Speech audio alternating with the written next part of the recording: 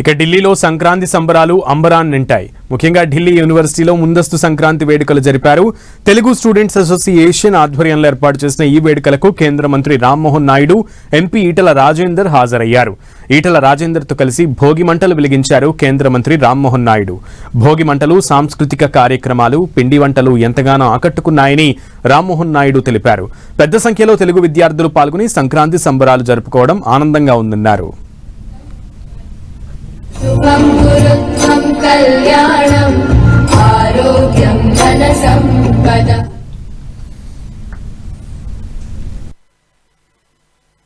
మనం గ్రామాల్లో సంక్రాంతి ఏ రకంగా వైభవంగా మనం చేసుకోవాలని కొన్ని ట్రెడిషన్స్తో మనం ఆలోచిస్తామో వాటన్నిటిని కూడా ఇక్కడ ఏర్పరిచి మొట్టమొదటిసారి ఢిల్లీలో సంక్రాంతి సంబరాల్లో గంగిరెద్దులు కూడా పెట్టి, అలాగే వాటితో పాటు భోగి మంటలు, అలాగే పొంగల్, ఇవన్నీ కూడా మంచి పిండి వంటలతో, మన ఆంధ్ర తెలంగాణ వంటలతో తెలుగు వాళ్ళందరూ కూడా ఆనందపడేలా వైభవంగా ఈరోజు ఇక్కడ సంక్రాంతి జరుపుకోవడం చాలా ఆనందంగా ఉంది. యంగర్ జనరేషన్స్కి మన ఫెస్టివల్స్ తెలియాలి, మన సాంప్రదాయాలు తెలియాలి, వాళ్ళ ద్వారా ఈ ఫెస్టివల్స్ అనేవి కొనసాగించుకోవాలి. భారతదేశంలో మనం మన తాలూకా ట్రెడిషన్స్ని, మన కల్చర్స్ని అన్నిటినీ కూడా చూపించుకోవాల్సిన అవసరం ఉందో అది ఈరోజు మన భారతదేశంలో స్పష్టంగా కనిపిస్తుంది. దానికి ప్రధానమంత్రి గారు ఒక రకంగా పునాది వేశారు, బలమైన పునాది.